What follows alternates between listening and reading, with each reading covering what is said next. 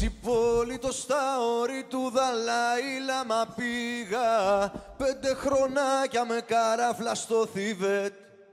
Έκανα τάιτσι και λογοθεραπείες με διάφορες φωνητικές τεχνοτροπίες. Μήπως μπορέσω να βρεθούμε τετάτε?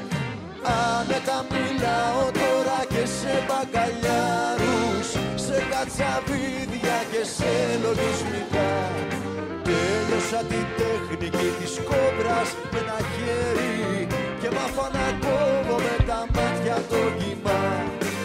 Στη γειτονιά μου με φωνάζουν κακάμα, με το δασκάλο μου περπάταγαμε σε φύκια, αξιοποιώντας μουτζίκια μαντεχνικές.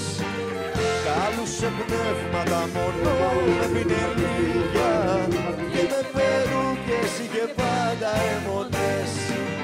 Να μη σου πω που εφευρέθη ο φράπες.